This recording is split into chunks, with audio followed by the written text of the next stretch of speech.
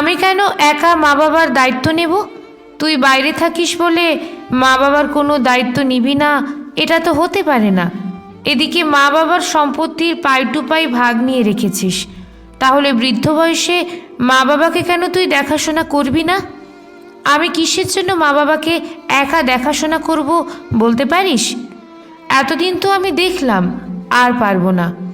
এই নিয়ে দুই ভাইয়ের মধ্যে প্রচণ্ড ঝামেলা শুরু হয়ে যায়।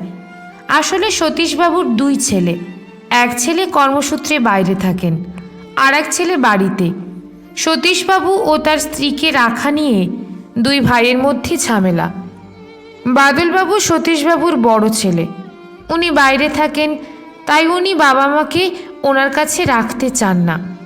আর ইন্দ্রবাবু হলেন সতীশবাবুর ছোট ছেলে, যিনি বাড়িতে থেকেই কাজ করেন, আর মা বাবা ইন্দ্রবাবুর সঙ্গেই থাকেন।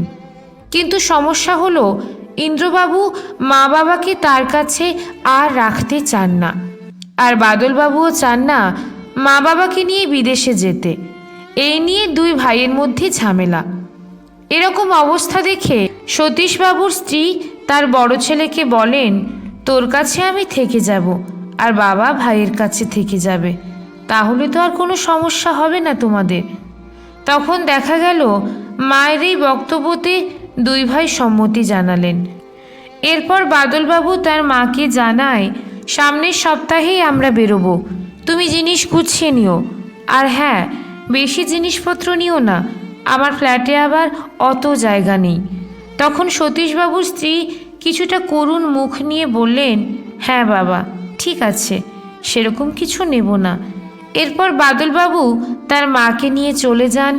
সতীশবাবুর স্ত্রী চলে যাওয়ার দুদিন পর সতীশবাবু হঠাৎ অসুস্থ হয়ে পড়েন।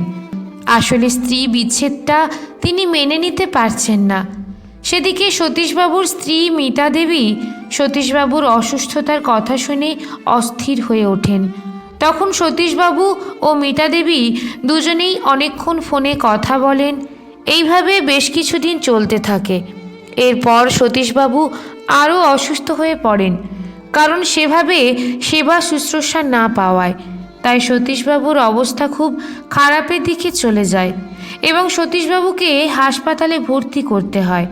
এই শুনে মিতা দেবী সতীশবাবুর কাছে আসতে চান, কিন্তু বড় ছেলে বাদলবাবু কিছুতেই মাকে আসতে দিতে চান না, কারণ দেশে ফিরতে গেলে প্রচুর খরচ হয়ে যাবে। আর উনি এটাও মনে মনে ভাবলেন, মা চলে গেলে রান্না কি করবে, তাই মাকে দেশে ফিরতে দেন না। এদিকে সতীশবাবু বারবার অনুরোধ করেন মিতা দেবীকে একবার চোখের দেখা দেখার জন্য, কিন্তু ওনার কথা কেউ কানেই তোলেন না। এরপর সতীশবাবু মারা যান। মিতা দেবী এই খবর পেয়ে কান্নায় ভেঙে পড়েন। বাদলবাবুকে বলেন তাড়াতাড়ি করে দেশের বাড়ি নিয়ে যেতে, কিন্তু বাদলবাবু নিজের কাজ সেরে ফ্লাইটের টিকিট বুক করে দেশের বাড়ি ফিরতে ফিরতে 3 দিন কেটে যায়। ততক্ষণে সতীশবাবুর দাহ হয়ে যায়। মিতা দেবী দেশের বাড়ি ফিরে সতীশবাবুকে শেষ দেখাটাও দেখতে পেলেন না। তখন তিনি খুব কাঁদতে লাগলেন। একজন মা বাবা 7 জন সন্তানকে সুস্থভাবে মানুষ করে বড় করে তুলতে পারেন, কিন্তু 7 জন সন্তান মিলে সেই বাবা মাকেই ঠিকমতো দেখাশোনা করতে পারে না, বোঝা মনে করে। কলমে সুষমা বাগ প্রধান, পাঠে রুম্পা বিশ্বাস।